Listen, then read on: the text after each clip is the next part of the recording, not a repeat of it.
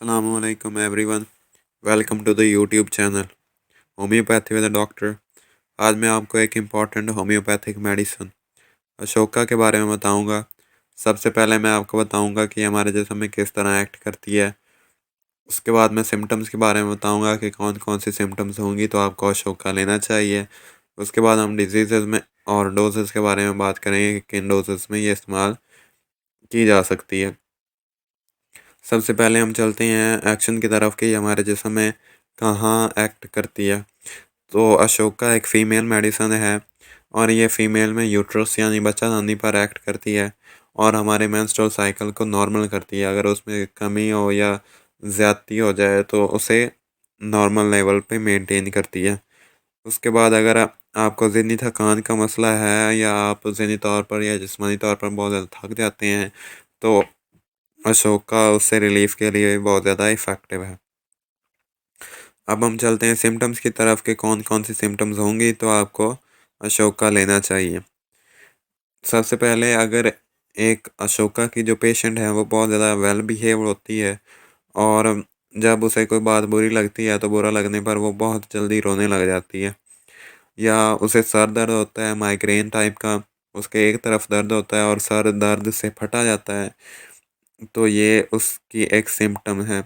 अगर नाक बहुत ज़्यादा बहती है या कान से सही तरह सुनाई नहीं देता है या उन्हें पिंपल्स हैं, पिंपल्स के साथ साथ मेंस्ट्रुअल साइकिल जो है वो इरेगुलर है, तो ये तमाम सिम्पटम्स अशोका की हैं। उसके बाद अगर आपको उल्टी आती है और उल्टी के साथ साथ बहुत ज़्यादा पीलापन निकलता है बाइल साल्ट्स का, तो ये भी एक सिम्पटम है अशोका की। अगर आपको पेशाब की जो मिकदार है वो बहुत कम है और पेशाब जो है उसके साथ जलन होती है तो आपको अशोका इस्तेमाल करना चाहिए।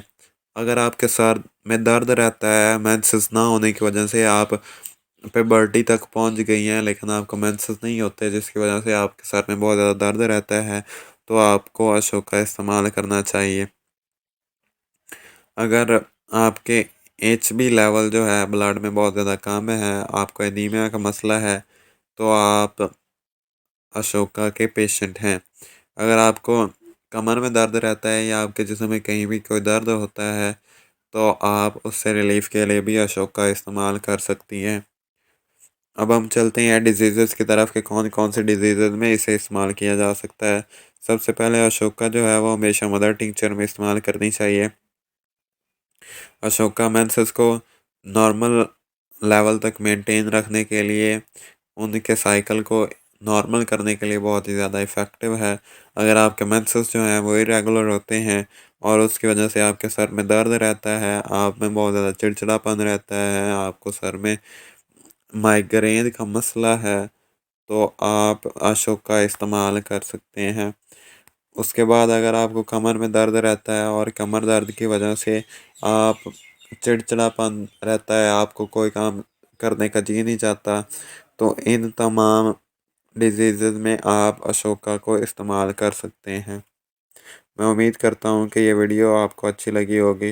अगर अच्छी लगी है तो लाइक करें, चैनल को सब्सक्राइब करें और इस वीडियो को ज़रूर अपने दोस्तों के साथ शेयर करें। Thank you.